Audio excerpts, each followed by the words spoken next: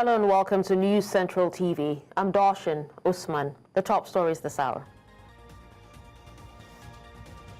Outrage over murder of 2 Kano citizens in Benue. Governors Yusuf and Alia urge calm. Concerns trail Senate's extension of the 2024 capital budget implementation in December 31st, 2025. Away from Nigeria, Kenyan protests anniversary turned violent as protesters demand economic reforms. Details shortly. Well, it's Wednesday, which means it's time for Prime Minister's Questions, the weekly political showdown in the UK House of Commons. Now today, Deputy Prime Minister Angela Rayner steps in for Prime Minister Keir Starmer, who is at the NATO summit answering questions on the biggest issues of the week, including the fragile ceasefire between Iran and Israel, the ongoing war in Gaza, and the NATO summit in the Netherlands. Expect tough questions, fiery exchanges, and no shortage of political drama. Let's go live to Westminster for all the action.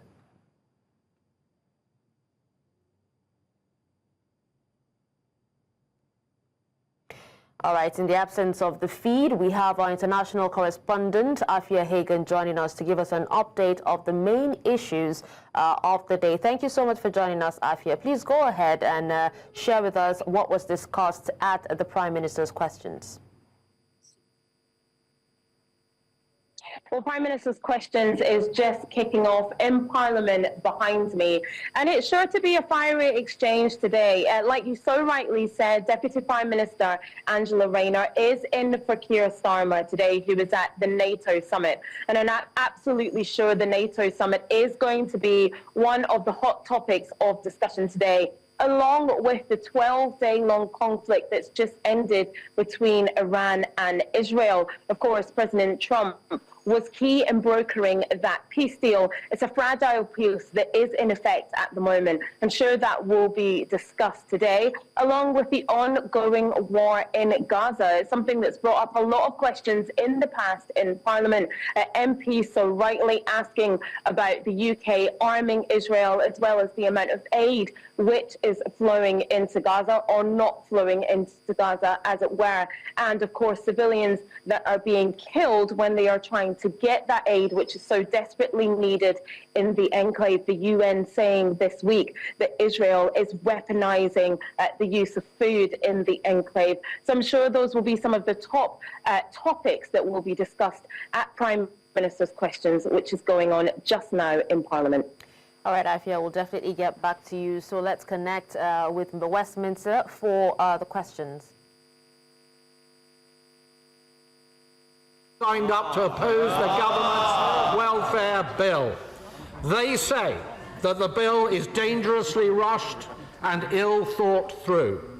So can the Right Honourable Lady explain why she thinks that she is right and 122 of her own colleagues are wrong? Deputy Prime Minister. Well, first of all, Mr. Speaker, it's nice to face the latest wannabe. I'll tell the Right Honourable member why we're pressing ahead with our reforms, and that is because we're investing £1 billion into tailored employment support, a right to try to help more people back into work, and ending reassessments for the most severely disabled.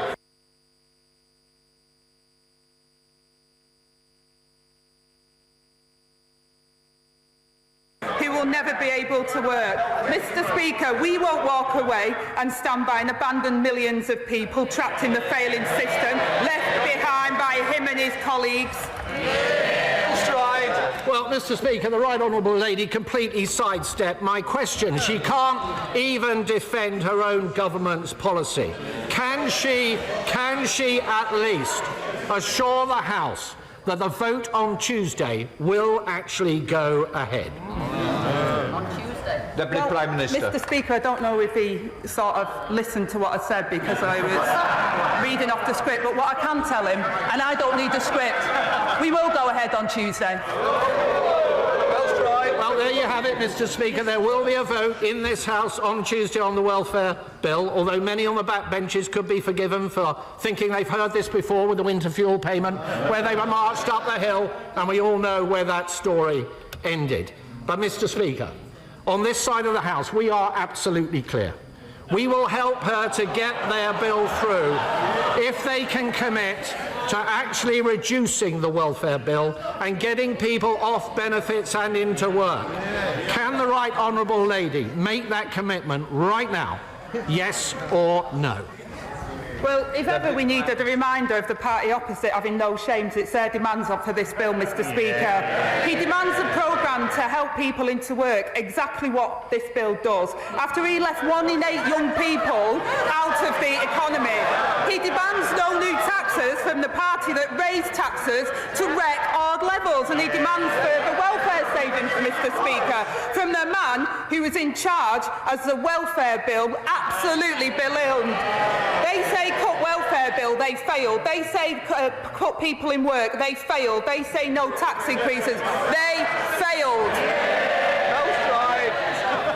Mr. Speaker, I'm afraid the right honourable lady has clearly not read her own legislation. The bill will see the number of people on welfare rising for every single year going forward. There is no commitment from the right honourable lady to cut the number of people on welfare. And even if they manage to deliver these reforms, almost every respected economist now says tax rises are all but inevitable in the autumn.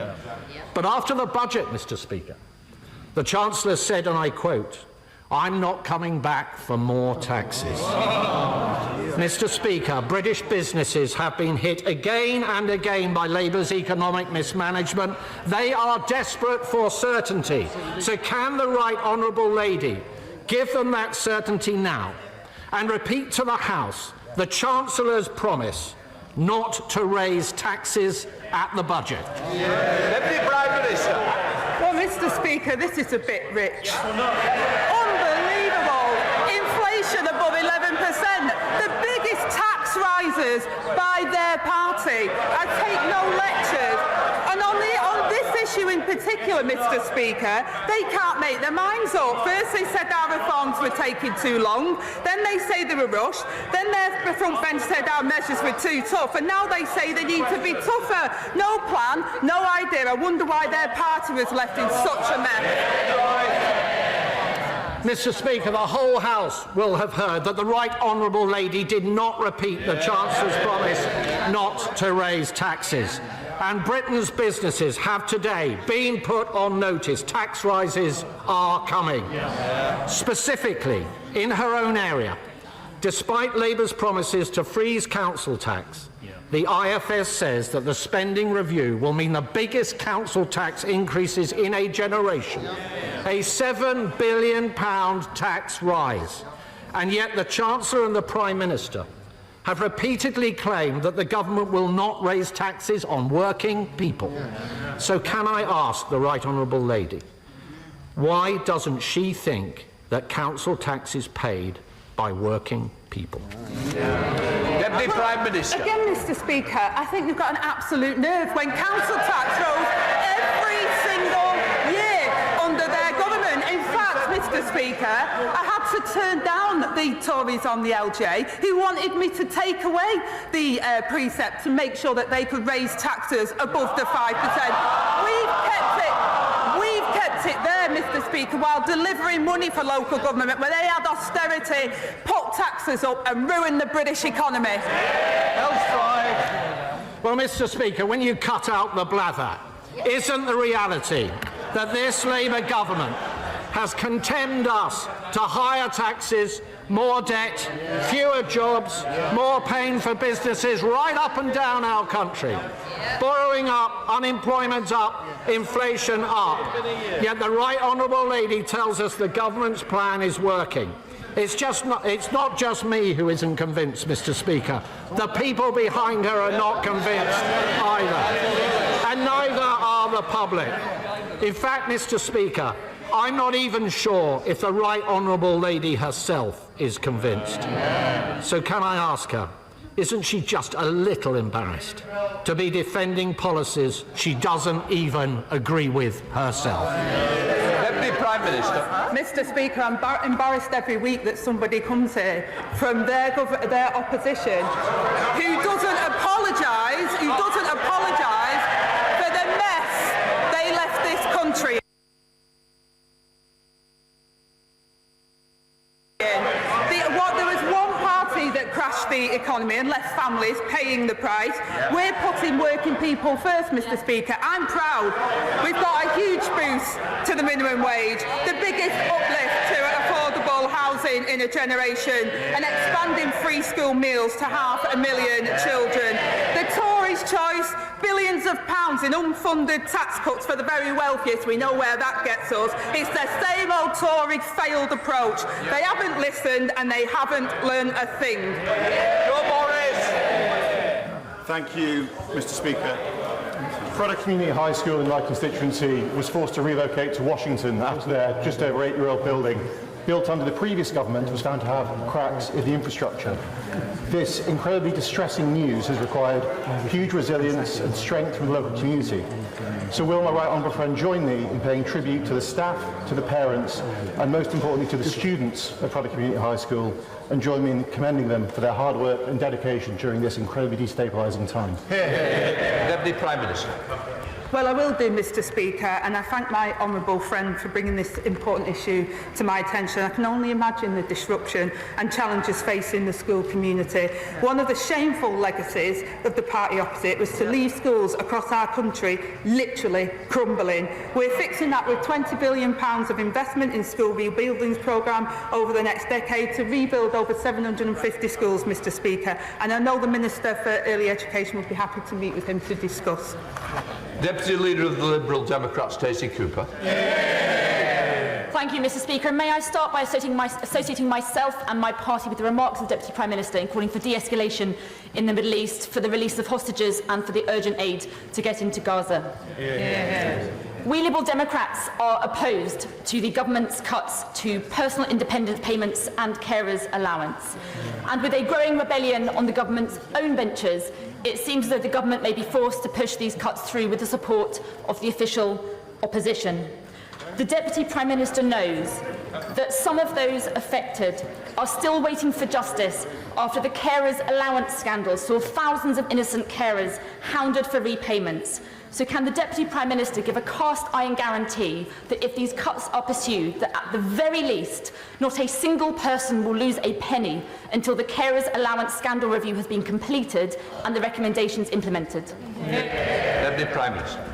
Well, thank you for opening comments, Mr. Speaker, and she knows that we've already been taking steps and those steps will continue on the carers' allowance. The welfare system, as she knows as well, is failing people. Labour are the party of work, but we're also the party of fairness.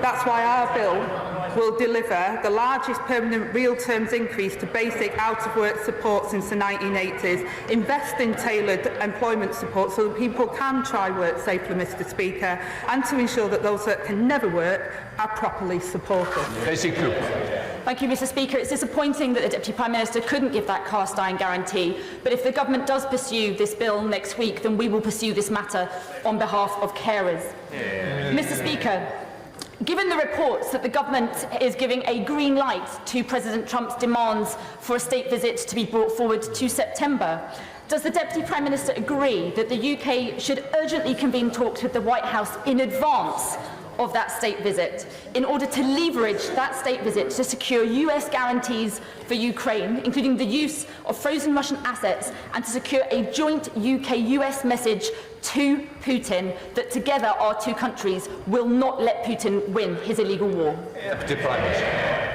Well, I say, Mr. Speaker, the UK government is always in discussions, negotiations and talks with our US counterparts. We're really pleased that the US President is coming for a second state visit, and we will continue to welcome in that vein and we'll continue to have those discussions. Debbie Abraham. Thank you, Mr. Speaker. In Oldham, there are 727 families currently living in temporary accommodation, 8,000 families on the waiting list. And this obviously has a devastating impact on particularly the children in these families. So will the Deputy Prime Minister outline how she will use the £39 billion that have been allocated to her department in the spending review to fix the housing crisis left by the government, the opposition.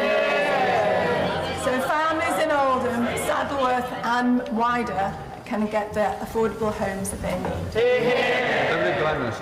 Well, my honourable friend is absolutely right, and as neighbouring MPs, we know the impact on the temporary accommodation situation and children being homeless it has on their life chances. And my honourable friend is absolutely right to raise the issue and for highlighting the excellent work, Mr Speaker, of Dr Laura Nilsson, who is supporting us to develop a cross-government homelessness strategy. All children should have a safe and secure home, and that's why I'm so proud that we've confirmed the biggest boost to social and affordable housing investment in a generation. We're getting on with the job of the mess they left behind. Gavin Robbins. Thank you very much, Mr Speaker, and can I identify my colleagues and I with the comments around de-escalation in the Middle East.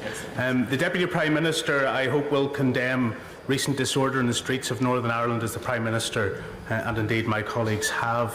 Does she accept that the Windsor Framework, though sold to this House as an issue for trade, is fundamentally impacting the ability of this sovereign Parliament to legislate on a UK-wide basis on the matters of immigration? Will she commit to ensure this government continues to robustly challenge against that expansionism that is currently before the courts? And if not, will she legislate to ensure that we as a country can control our own borders? Deputy Prime Minister. Well, first of all, Mr Speaker, I do condemn the violence on the streets, and the provisions in the Belfast Good Friday Agreement referred to in Article 2 of the Windsor Framework sought to address the long-standing and specific issues relating to Northern Ireland's past. I hope the Right Honourable Gentleman is assured that we're appealing a number of the law relating to Article 2 of the courts, including the Supreme Court, and I hope he will also be assured by the reality that the government is consistently applied and enforced immigration law on a UK-wide basis, and the government will take all necessary steps to defend that position, just as we will remain committed to protecting rights across the whole of the UK, Mr Speaker, as it should be Parliament that makes rules on immigration. Rebecca Long-Bailey. Thank you, Mr Speaker. Last night, Newsnight covered the Daily Mirror's 3-year investigation of the nuked blood scandal, in which thousands of troops had blood and urine monitored, even chest x-rays, during nuclear weapons tests, but the results were withheld from their medical records and their suffering denied for decades. So as a fierce supporter of these men and their families who she's met with me, will the Right Honourable Lady agree this Armed Forces Week that time is now of the essence? These elderly veterans deserve answers, justice and an apology. Deputy Prime Minister. Well, as my honourable friend said, Mr Speaker, I commend her for the campaigning work that she's done on this issue, and I have met with some of those affected, and I know the strength of feeling on this, and I've heard their deeply personal testimony and experiences. I pay tribute to all of the nuclear veterans and their enduring contribution to our nation's security, especially during Armed Forces Week, and we're looking into unresolved questions regarding medical records, Mr Speaker, as a matter of priority. Ben Lake. Mr Speaker, I should like to join the Deputy Prime Minister in thanking members of the Armed Forces community for their service. And Mr Speaker, I've had the privilege in recent months of meeting many veterans in my own constituency, some of whom still carry the trauma of war. Some, including amputees, have told me how repeat disability assessments are too often required of them in order to access financial support. And so does the Deputy Prime Minister agree with me that veterans with life-changing service-related injuries should be exempted from repeat disability assessments in future? Deputy Prime Minister. Well, Mr Speaker, again, that part of the reforms we want to do is ensure that those that can never work are properly supported and not put through this endless assessment. And I thank the Right Honourable Member for raising the case. We are committed to renewing the nation's contract with those that we serve, and a range of support is in place for veterans, including dedicated medical and physical health care, pathways in the NHS, employment and in housing. And the new support system, Valor, backed by £50 million of funding, will provide a network of support centres to connect veterans with local and national services. Natasha Irons. Thank you, Mr. Speaker. Successive Conservative governments stripped our councils of funding for youth services, pitting them against services with stronger statutory protections. This has led to 1 in 8 councils no longer having a youth centre, and in Croydon, London's youngest borough, is about to lose its youth engagement team and its last crumb of council-run universal youth provision. So can she outline what this Labour government is doing to support our young people? And does she agree with me that this is time again to look at statutory protections for youth services so that all young people, no matter where they live, can get the services they deserve? Prime Minister. Well, I completely agree, my honourable friend, that the party opposite left a trail of devastation across education and youth services, and given half the chance, judging by their moans, Mr. Speaker, they'd do it all over again. We're making different choices, working with young people to draw up a landmark new national youth strategy, investing £145 million this year to provide stability to the youth sector, rolling out youth future hubs to expand access opportunities and reduce crime, and extending access to mental health support to nearly 1 million more children this year. James McCleary. Thank you, Mr. Speaker. The government's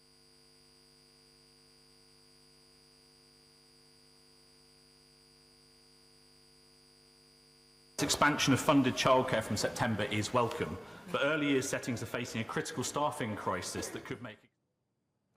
Well, we still have our correspondent, Afia, to give us an idea of some of the issues that were discussed in the minister's questions. Afia, I hear they talked about housing, welfare bill, and how, you know, and inevitable taxes as well. And also, if you could actually share with us why Kemi Badenoch wasn't in the session today. Your last question first, because the Prime Minister, Keir Starmer, is at the NATO summit and he has his deputy step in for him, the opposition have the same, and the Liberal Democrats have the same as well. They have their deputies in. So we have the Shadow Chancellor in for Mel Stride, Shadow Chancellor Mel Stride in for Kemi Badenoch to face Angela Rayner, and therefore Kemi Badenoch didn't need to be in the House this afternoon. She might be in the House later on. And yes, you're absolutely right in saying they talked about housing. They talked about the vote on the welfare bill, which is happening next Tuesday. And this has been highly controversial because there's going to be some cuts to the welfare bill. The welfare bill is huge at the moment. The Labour government are determined to keep the welfare bill down, and the cuts that could be made to it could involve the most vulnerable in society, disabled people, having their personal independent payments that they get from the government cut. Now, this is something that a lot of people who are in the Labour Party and in the Labour government actually do not support. 122 MPs so far have said that they don't support the cutting of the personal independent payments to disabled people in society. But that vote will take place next week, Tuesday. So a lot was said about that. And yes, tax rises. Again, Mel Stride asking Angela Rayner, will the Labour government promise there will not be tax rises in the next budget? Angela Rayner couldn't answer yes or no. We don't know what the next budget will bring in the autumn. But that will be notable that she couldn't say no, there will not be any tax rises. And Mel Stride definitely emphasised how notable that was. And of course, there was cross-party support across the House for de-escalation in the Middle East. The Iran-Israel war was mentioned, and of course the ongoing war in Gaza also. We're about to take a quick break. When we come back, the news continues. Thank you for staying with us. Now, the killing of 2 young men from Kano State in Makurdi, Benue State has triggered widespread outrage in Kano. Governor Abba Yusuf and his Benue State counterpart, Governor Hyacinth Alia, condemned the attack, saying it is unacceptable. Now, the victims, Barhama Suleiman and Jamilu Ahmed, sons of renowned Islamic scholar Sheikh Ibrahim Khalil, were reportedly attacked and murdered at around 11 p.m. on Monday by unidentified assailants. According to official reports, they were targeted without provocation while living peacefully in the area. Describing the act as barbaric and unacceptable, Alia declared that the perpetrators must be fished out and brought to justice with immediate effect. The governor extended his heartfelt condolences to his Kano State counterpart, over the tragic and regrettable loss of 2 of his indigents. In the same vein, the Kano State government has called for peace and urged its citizens to refrain from retaliatory actions. In the meantime, the House of Representatives has called for investigations into challenges facing the National Health Insurance Scheme and health maintenance organizations, as well as the killing of over 30 people in Plateau State. The session also featured debates on key legislation, fresh infections, and committee report presentations. News Central correspondent Idong Joseph will tell us more in a moment. Away from that, the Nigerian Senate swiftly passed 2 executive bills extending the 2024 budget implementation and the Nigerian Police Trust Fund duration, raising concerns about delays in procurement and payments by government agencies. News Central national correspondent, that's National Assembly correspondent Sagir Ibrahim has more. The Senate resumed Tuesday's plenary after a month-long recess with a packed order paper. However, proceedings commenced on a somber note as Niger South Senator Peter Jia, in a motion of urgent national importance, updated lawmakers on the recent flood disaster which hit Mokwa town in May. The Senate further urged the federal government to prioritize the execution of the relief packages promised during the visit of the Vice President. All of his motions and prayers were adopted and a minute silence observed in honor of the deceased. Rest in perfect peace. Amen. Topping the day's agenda is the extension of the capital component of the 2024 Appropriation Act from June 30 to December 31st, 2025. After passing first reading, Senate suspended Rule 78 Sub 1 to expedite the bill's second reading. Leading the debate, Chairman of the Appropriations Committee says that the extension will allow MDA's complete procurement and release processes already in motion. Due to some projects which are yet to be funded and implemented, we find it very important to come before these ALO chambers that this budget be extended by further 6 months. However, debate on the bill drew mixed reactions from lawmakers. There are so many projects, some ministries where even no work has been done in terms of going through the appropriation processes. We need it to be guided by facts on the ground. What is happening is not backed by facts. I have no problem. There is necessity for us to address this issue, extend it, but we cannot continue extending all the time. Today has not given compelling reasons why this extension has become necessary. Maybe there is too much preoccupation with politics and 2027. Maybe there is too much concentration on receiving defectors all across the country. Presiding officer Barrow Jibrin explained that the extension has become necessary for government to meet up with its obligations. I understand your feelings. I understand the fact that you have so many projects ongoing, like those roads. Like roads. So many contractors have done, the artwork, remaining, the asphalt to put asphalt, but they don't have the money to do that. And once we don't extend the budget, it means those projects will be left abandoned. The Senate subsequently referred to the Committee of Supply for clause-by-clause consideration. Rule 78 Sub 1 was again suspended to allow for the third reading, and the bill was passed. In a similar development, the Chamber considered and passed the Nigeria Police Trust Fund Amendment Bill, seeking to extend the duration of the trust fund from 6 to 12 years. Without opposition, the bill was read for the second and third time following the required suspensions of Senate Rule 78 Sub 1. It is imperative that the duration of the trust fund is further extended in view of its laudable achievements to ensure that the Nigeria police is well equipped to face emerging security challenges.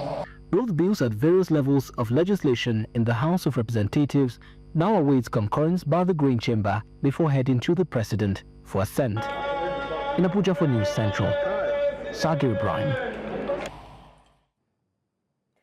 In the meantime, the House of Representatives has called for investigations into challenges facing the National Health Insurance Scheme and health maintenance organizations, as well as the killing of over 30 people in Plateau State. Now, the session also featured debates on key legislation, fresh defections, and committee reports presentations. We have News Central correspondent Idong Joseph to tell us more on this.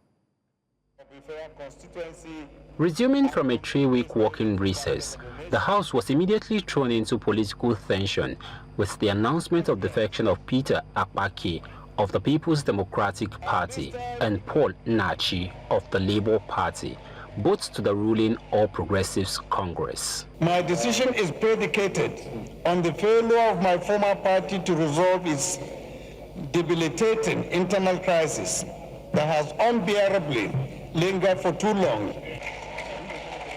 While the defection drew applause from the APC lawmakers, it swiftly triggered protest and condemnation from members of the opposition party. I want to personally congratulate a professor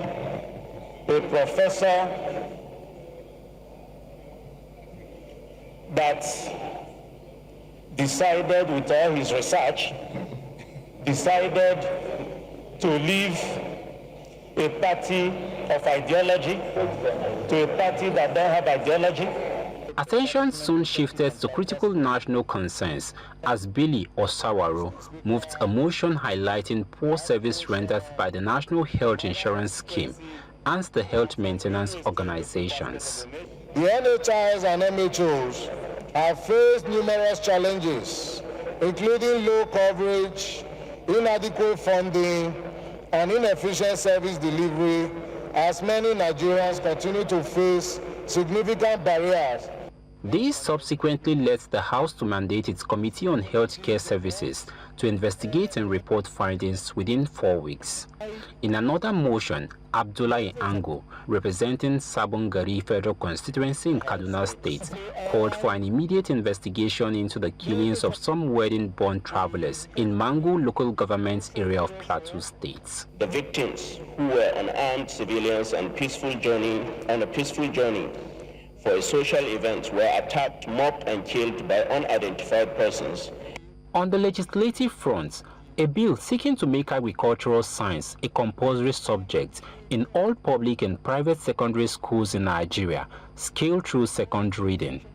Another bill to amend the Nigeria Security and Civil Defense Corps Act to ensure 15% representation also led the day's debate, alongside 2 other legislative proposals. I think the last strength of unemployed graduates and non-graduates, I think agri is the only answer for the employment situation in Nigeria. To provide and maintain gender-responsive compliance program in the recruitment, training, marital status, posting, and discipline of the Corps. Additionally, 26 new bills targeting institutional reforms and establishment of new educational and public bodies were presented for the first reading on the floor of the House. In Abuja for News Central, I am Idong Joseph. Away from that and to the judiciary, the trial of 11 activists arrested during the August 2024 #EndBadGovernance protests has resumed at the Federal High Court in Abuja. Now, the protesters, now referred to as the Abuja 11, are facing charges bordering on treason, terrorism, mutiny, and conspiracy. The legal battle, which stemmed from a series of demonstrations held between August 1st and 10th last year, has suffered multiple delays in the past. Today's hearing resumes amid growing criticism from civil society groups over what they describe as deliberate food dragging by prosecutors. It will be recalled that 10 of the accused were granted bail in 2024, each in the sum of 10 million naira with strict surety conditions. To politics, the Independent National Electoral Commission has met with the leadership of the People's Democratic Party over the current status of its National Secretary position ahead of the party's upcoming National Executive Council meeting. INEC Chairman Mahmoud Yakubu made the request during a meeting with a delegation of PDP leaders at the Commission's headquarters in Abuja. Our correspondent Joshua Marai has more in this report. The meeting was between key leaders of the People's Democratic Party with the leadership of Nigeria's Independent National Electoral Commission ahead of the party's highly anticipated 100 National Executive Council meeting. The closed-door session, which held at INEC headquarters in Abuja, followed a formal request from the PDP leadership. In attendance were the governors of Plateau and Bauchi states, alongside former President of the Senate, Bukola Saraki, and the leader of the party's caucus in the National Assembly, Abba Moro. Acting PDP National Chairman Umar Damagu emphasized that the meeting was necessary to maintain open lines of communication with the Commission and to ensure clarity ahead of its neck. We are here to interact sincerely with you off camera so that it will guide us when we get back to have a position that will further, have in taking these positions that we found ourselves. INEC Chairman Mahmoud Yakubu, in his remarks, noted that the Commission expects the PDP to clarify the position of the party's National Secretary. So there are issues to discuss, and we look forward to this important clarification from the party as to who is the Secretary. In the last couple of months, we received letters from the party saying that one Mr. Ude Okoye was the Secretary. Thereafter, the party changed its mind and said it was Senator Anyang. Thereafter, the party changed its mind to say that it's Mr. Shokwedo. And again, the party changed its mind to say it's Anyang. And the last letter from the party actually has no secretary at all. It was only signed by the chairman, which we responded to. After the meeting, journalists were briefed by the acting national chairman. Politics, is dynamic and pragmatic as well. So we will go back and meet our larger stakeholders and disseminate all the discussion that has taken place today, and we'll come up with a position immediately. As PDP prepares for its 100 National Executive Council meeting, all eyes remain on the leadership's final decision on who holds the mandate as the National Secretary. In Abuja for News Central, I am Joshua Imadai. In education, for over 2 months now, classrooms in public primary schools across the Federal Capital Territory have remained empty. A strike action by primary school teachers under the Nigerian Union of Teachers has stalled academic activities, raising concerns that pupils may miss out on the entire third term. News Central correspondent Sumaya Abubakar visited some affected schools and spoke with key stakeholders. I am standing in front of one of the public primary schools here in the FCT, and normally at this hour, the school will be buzzing with children's voices and learning activities. But today, as with many others, it is locked and deserted. Now, the strike by the Nigerian Union of Teachers, the NUT, continues, and the consequences are mounting. For the third month running, public primary school teachers remain on strike across the FCT. Their demands include 9 months of minimum wage arrears, 40% peculiar allowance, salary increase arrears, a 35,000 naira wage award for 6 months, promotion and annual increment arrears, teacher upgrades since 2018, and a health insurance scheme, all owed by the area councils. In this school in Garki, the gates are locked. Also in Karu, classrooms remain short. Parents who once relied on these institutions are now left frustrated. This is my work. I'm a tailor, so I don't have money to go to take my children to private schools. They should remain at home, which is very, very bad. Every day, if I wake up in the morning, seeing them lying down, I'm telling you, it's only God that know how I'm feeling in my heart.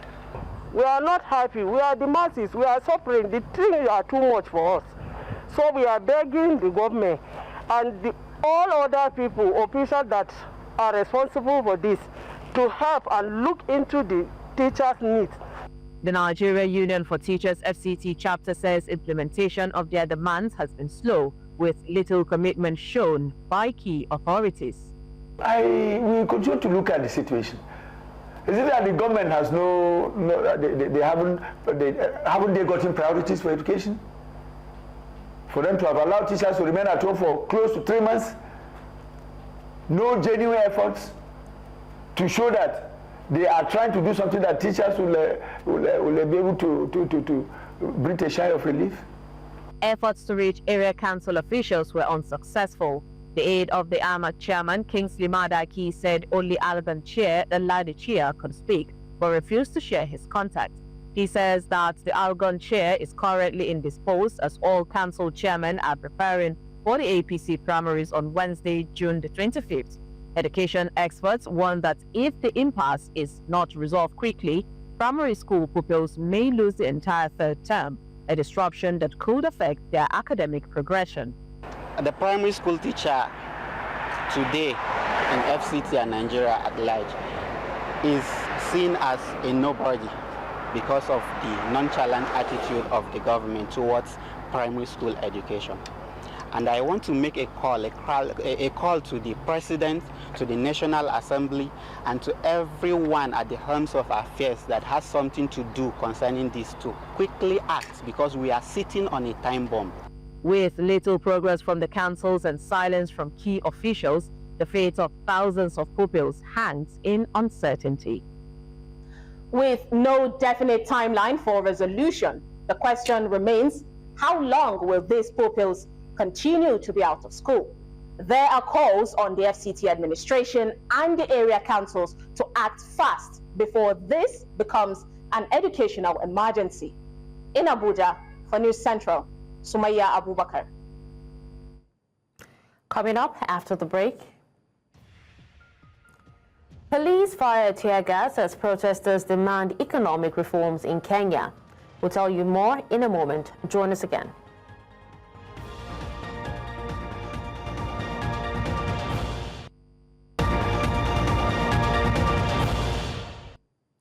Away from Nigeria, marches in Kenya to mark a year since massive anti-government demonstrations turned violent on Wednesday as protesters engaged in running battles with police who flooded the streets with tear gas and sealed off government buildings with barbed wire.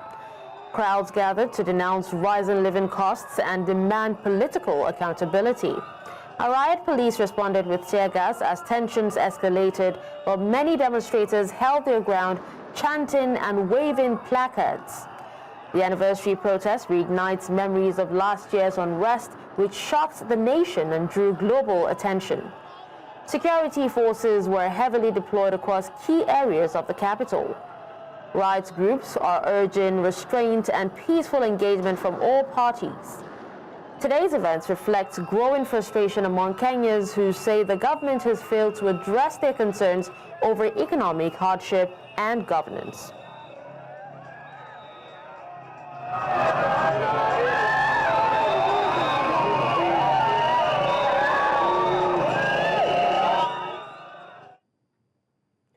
The funeral service of late Zambian President Edgar Lungu is taking place in Johannesburg at the Christ Cathedral Church. This follows the announcement by the family of Zambia's late president that he will be buried in South Africa after a row with the Zambian government over its plans for a state funeral. Lungu's family on last Wednesday, stopped his body from being repatriated from South Africa, where he died in hospital on June 5th after it emerged that President Hakainde Hichilema planned to receive it upon arrival against the late leader's wishes. News Central's Bongani Siziba is at the funeral service and she tells us more. A very good afternoon to you, coming live from the Christ Cathedral Church in Hillbrow, Johannesburg. Today is meant to be a day of remembrance and a reflection memorial service and a private burial for the late former Zambian President Edgar Lungu. However, as you can see, the memorial service is ongoing, but the family of the former president is not here. They are in Pretoria High Court, where the Zambian government filed an interdiction seeking to prevent the burial of former President Lungu in South Africa following a long dispute over his final resting place. The cruise of the matter revolves around who has the authority to decide where the body of the former President Lungu should be laid. But according to the South African laws, the body disposition is given to the next of kin, which is the family of the deceased, not the government of Zambia. And this raises questions about the jurisdiction and the legal rights in cases involving international disputes and body of a foreign national in South Africa. But so what does the South African law also say about such matters? Generally, the law recognizes the rights of the family to determine the final arrangements, provided they are not overriding legal orders. But here the government of Zambia has sought an interdict, arguing that it has a stake in the matter, and the courts are now weighing in these competing interests. Now, we know that the attorney of Zambia is riding on Article 177 of Zambia's constitution, that is Section 5 of Section 6, which guards his role in terms of Zambian government to protect and guard the public interest, by stating that it is not in the public's interest for the former president to be buried in South Africa. So now, turning to the political backdrop, Lungu's family also claims that the former president was denied repeatedly access to come to South Africa for medical treatment. They also argue that the Zambian government refusal prevented him from coming here in South Africa for that care, and this has historically been a point of tension. But this isn't the first time we have seen such disputes in Zambia. When Zambia's President Kenneth Kaunda passed away, there was also a similar legal battle over the burial site, which involved court orders and disagreements between the family and the government of Edgar Lungu. Then, now the question is whether former President Lungu will be laid to rest in this land of South Africa or in his land. So the dispute will keep his body, is keeping his body here in South Africa. But as we wait for the court order, the Zambians and the family alike are pondering on what the final outcome will be. Will he be buried among his people in Zambia, in his land, or elsewhere? We'll continue to monitor this developing story and bring updates as they happen. For now, we remain here at the Cathedral of Christ, waiting for the final word on the final resting place of the leader who served his country with distinction. The memorial service is ongoing here. It's now back to you in the studio. Well, that's all at this hour. But before we go, here's another look at some of our major stories. We told you that outrage over murder of 2 Kano citizens in Benue as Governors Yusuf and Alia urge calm. We also told you that concerns have continued to trail Senate's extension of the 2024 capital budget implementation to December 31st, 2025. Finally, you heard that Kenyan protests anniversary turned violent as protesters demand economic reforms. Remember, you may send your eyewitness report to the WhatsApp number on the screen. Do follow us on social media. We are at News Central TV. You can watch News Central live on DSTV channel 422, GoTV channel 23, Star Times channel 274, Avo TV, and YouTube. Many thanks for watching. I'm Darshan Usman.